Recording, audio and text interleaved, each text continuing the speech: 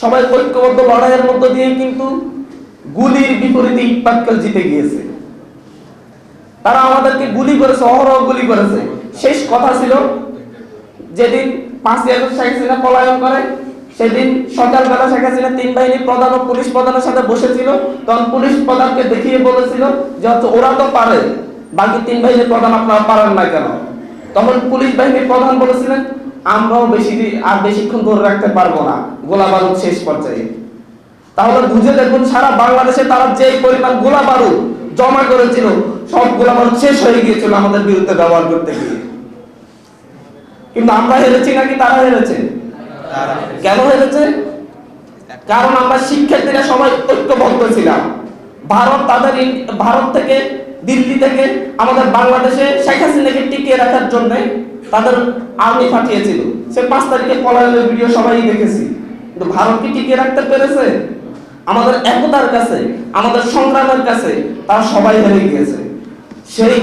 সেই দিনই ভারত বুঝে গিয়েছে বাংলাদেশের যতদিন প্রত্যেকটা শিক্ষা প্রতিষ্ঠানের শিক্ষার্থীরা ঐক্যবদ্ধ থাকবে, ততদিন তারা চাইলে তাদের দিল্লির সেই এজেন্ডা এই দেশে বাস্তবায়ন করতে পারবে না। তারা বুঝে গিয়েছে যে একতাই ভারত যে অখণ্ড ভারতের স্বপ্ন দেখে, অখণ্ড হিন্দুত্ববাদী রাষ্ট্রের যে স্বপ্ন দেখে, সেই স্বপ্ন এই বাংলাদেশের শিক্ষার্থীরা যদি ঐক্যবদ্ধ থাকে, তারা যদি একসাথে লড়াইয়ের মানসিকতা রাখে, তাহলে তাদের সেই স্বপ্ন কখনো বাস্তবায়িত হবে না। ঠিক এই কারণেই যে গুরুত্বপূর্ণ হাবগুলাতে আমাদের শিক্ষার্থীরা ঐক্যবদ্ধভাবে প্রথম প্রতিরোধগুলো গড়ে তুলেছিল, সেই গুরুত্বপূর্ণ হাবগুলোকে প্রথম টার্গেট করা হয়েছে। যাত্রাবাড়ি যে সবচাইতে বড় হাব ছিল, সেখানে সবচাইতে বেশি গণপ্রতিরোধ গড়ে তোলা হয়েছিল। সেখানে দেখেন, সেখানে যে সকল কলেজের শিক্ষার্থীরা আন্দোলন করেছে, সেই সকল কলেজের শিক্ষার্থীদের মধ্যে দ্বন্দ্ব সংঘাত লাগিয়ে দিয়েছে। কখনো দেখেছেন প্রাতিষ্ঠানিক দ্বন্দ্বের কারণে কোনো প্রতিষ্ঠানকে লুটপাট করে নিয়ে যেতে দেখেছেন? এটা কি উস্কানি ছাড়া সম্ভব? এটা কি গোয়েন্দা তৎপরতা ছাড়া সম্ভব? ভারত চাচ্ছে আমরা শিক্ষার্থীরা বিভাজিত হই। এই যে আপনাদের এই সায়েন্স ল্যাবে আপনারা গণপ্রতিরোধ গড়ে তুলছিলেন, সেই 17 তারিখ থেকে আমার স্টুডেন্টের বাসা এখানে ভূতের গলিতে, আমি ওই বাসায় কয়েকদিন পাঠিয়েছিলাম। উনি দিনটা রান্না বান্না করে এখানে খাবার দিয়ে যেতেন। এই যে দীর্ঘ সময় ধরে আপনারা প্রতিরোধ গড়ে তুলেছিলেন, এখানে একসাথে সকল কলেজ একসাথে, সেখানে কি ঢাকা কলেজ ছিল না, আইডিয়াল কলেজ ছিল না, আপনারা ছিলেন না, সবাই একসাথে ছিলেন। কিন্তু এখন আপনাদেরকে মুখোমুখি দাঁড় করিয়ে দেওয়া হচ্ছে। কয়েকদিন পর দেখবেন বড়শ্রীতে মুখোমুখি দাঁড় করানো হবে। রিক্সা শ্রমিকদেরকে আমাদের মুখোমুখি দাঁড় করিয়ে দেওয়া হয়েছে, কারণ রিক্সা শ্রমিকরা আমাদেরকে সাপোর্ট দিয়েছে, আমাদের সাথে লড়াই করেছে, তারাও জীবন দিয়েছে। কিছুদিন প্রথমত আমাদের হচ্ছে গার্মেন্টস শ্রমিকদেরকে আমাদের মুখোমুখি দাঁড় করানোর চেষ্টা করা হয়েছিল। আশুলিয়াতে, গাজীপুরে সব জায়গায় গার্মেন্টস শ্রমিকদেরকে রাস্তায় নামিয়ে দেওয়া হয়েছিল। বারবার তারা আমাদের একতাকে ধ্বংস করার জন্য, একতাকে নষ্ট করার জন্য তারা ষড়যন্ত্র করছে। তারা যখন দেখছে আনসার লীগকে প্রতিরোধ করার জন্য ঢাকার প্রতিটি কলেজ, কে কোন কলেজে সেটা বিবেচনা না করে সবাই দৌড়ে গিয়ে আনসার লীগকে প্রতিরোধ করেছে। তারা যখন দেখেছে যে গার্মেন্টস শ্রমিকদের যে সমস্যাগুলো সেগুলো শিক্ষার্থীরা বসে সমাধান করেছে, তারা যখন দেখেছে যে রিক্সা শ্রমিকদের যে সমস্যা সেখানেও শিক্ষার্থীরা নেতৃত্ব দিয়ে সমাধান করছে, তখন তারা ভেবে নিয়েছে যে শিক্ষার্থীদের একতাই তাদের জন্য হচ্ছে প্রধান শত্রু, এটা ধ্বংস করতেই হবে।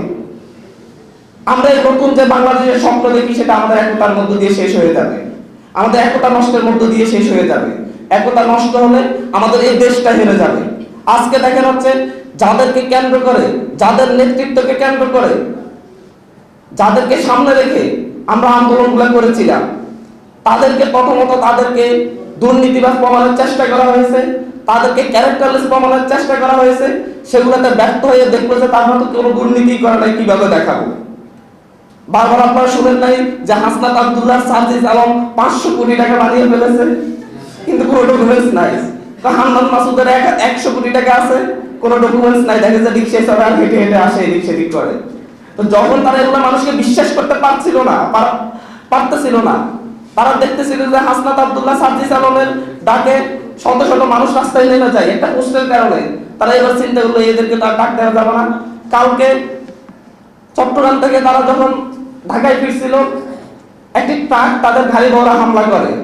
সেই ট্রাকটা হামলা করার সময় পাশের বাইকগুলা তাদেরকে প্রতিরোধ করতে চেষ্টা করে, সেই বাইকগুলাকে আঘাত করে তারপরে গিয়ে গাড়িতে আক্রমণ করে। সেই ট্রাকের ড্রাইভারকে ধরে জিজ্ঞাসা করা হয়েছিল আপনি কোথায় গিয়েছেন, কোথা থেকে আসতেছেন? বললো যে ময়মনসিংহ থেকে কক্সবাজার চকরিয়াতে একটি জায়গায় সে মাল খালাস করতে গিয়েছে। সেখানে খবর নিয়ে দেখা গেল যে এই ট্রাকটি কোনো ধরনের মাল খালাস করেনি। উদ্দেশ্য প্রণোদিত ভাবে, পরিকল্পিত ভাবে হত্যার উদ্দেশ্যে সেখানে গিয়েছে। কালকে রাতের রেস্ট নিয়ে সকালবেলা আবার রওনা হয়েছে। যাত্রাবাড়ি ব্রিজের উপর আবার আরেকটি ট্রাক হাসনাতুল্লাহ গাড়িতে আক্রমণ করেছে। Double million offer Walton fridge কিনে পেতে পারেন 20 লক্ষ টাকা, রয়েছে কোটি কোটি টাকার নিশ্চিত উপহার। আমাদেরকে জানানো হয়েছে আপনারা কয়েকজন মূল মেইন টার্গেটে আছেন, আপনাদেরকে সরিয়ে দেওয়া হবে। প্রথমে আমাদের একতা নষ্ট করেছে, তারপরে ভেবে দেখেছে যদি এখন একজন একজন করে সরিয়ে দিই তাহলে হয়তো আর বড় আন্দোলন গড়ে উঠবে না। মনে রাখবেন, টার্গেট একজন দিয়ে শুরু হয় কিন্তু শেষ হয় হাজারো জন দিয়ে। যেদিন 5 শাপলা চত্বরে আমাদের কওমি ভাই বোনদের উপর হামলা করা হয়েছিল, সেই দিন যদি আমরা গণপ্রতিরোধ গড়ে তুলতে পারতাম, পরবর্তীতে আর বিভিন্ন বাম দল ডান দলের নেতা কর্মীদের উপর হামলা মামলা হতো না, গুম খুন হতো না। কিন্তু আমরা পারিনি। আমাদেরকে বিভাজিত করাই তাদের শক্তি। তারা আমাদেরকে বিভাজিত করবে, তারা শাসন করবে, শোষণ করবে। তারা দিল্লি থেকে এখনো স্বপ্ন দেখে শেখ হাসিনাকে দিয়ে বাংলাদেশ শাসন করবে। তবে এই প্রচেষ্টা আমরা কি ব্যর্থ করে দিব? আমরা ব্যর্থ করে দিব? এই দায়িত্বটা কাদের হবে? এই দায়িত্বটা আমাদের প্রত্যেকের। কারণ এই দেশের মানুষ এখনো বিশ্বাস করে শিক্ষার্থীরাই আগামী বাংলাদেশ বিনির্মাণ করবে। এই দেশের মানুষ এখন আর কোনো রাজনৈতিক দলে বিশ্বাস করে না। এই দেশের মানুষ এখন আর কোনো রাজনৈতিক ব্যক্তিবর্গের উপর বিশ্বাস রাখে না। এই দেশের মানুষ বিশ্বাস রাখে মূলত এখন ছাত্রদের উপর।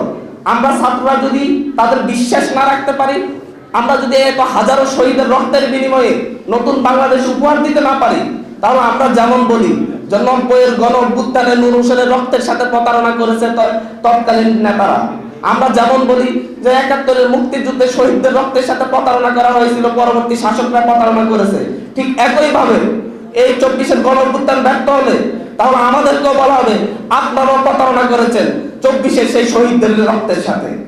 আমরা কি সেই প্রতারক হয়ে বেঁচে থাকবো, নাকি হচ্ছে আমরা আমাদের যেই স্বপ্ন সেটা বাস্তবায়ন করে এটা দেখিয়ে দিব? লড়াইটা আমাদের শেষ হয়নি, লড়াইটা আমাদের শুরু হয়েছে 5ই আগস্টের পর নতুন ভাবে। 5ই আগস্টের আগ পর্যন্ত আমাদের শত্রু ছিল প্রকাশ্য। 5ই আগস্টের পরবর্তীতে আমাদের শত্রুরা এখন হচ্ছে অপ্রকাশ্য, অদৃশ্য। আমাদেরকে এখন অদৃশ্য শত্রুর সাথে লড়াই করতে হচ্ছে। সেই ক্ষেত্রে আমাদেরকে অবশ্যই ভেবে চিন্তে প্রত্যেকটা পদক্ষেপ নিতে হবে। আমরা এখানে জাতীয় ছাত্র সংহতির কথা বলতে এসেছি। আমরা বলতে এসেছি এখানে দল মত নির্বিশেষে কারো সাথে আমরা দ্বন্দ্বে জড়াবো না।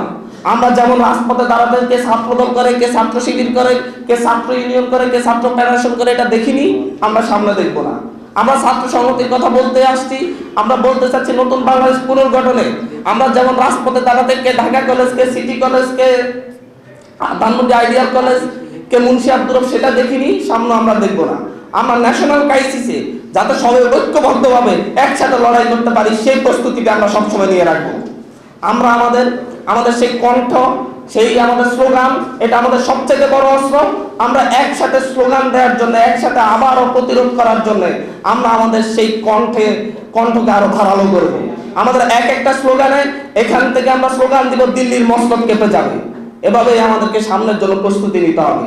নিজেদের মধ্যে বিভাজন নয়, নিজেদের মধ্যে একতাই হবে আমাদের মূল শক্তি। ঐক্যবদ্ধ এই জাতিকে দিল্লি কেন, তার চাইতে বড় ওয়াশিংটন আসলে, ওইখানে ওয়াশিংটন, ক্রেমলিন সবাই একসাথে আসলেও আমাদেরকে হারাতে পারবে না। আমরা ঐক্যবদ্ধভাবেই তাদের মোকাবেলা করবো ইনশাআল্লাহ।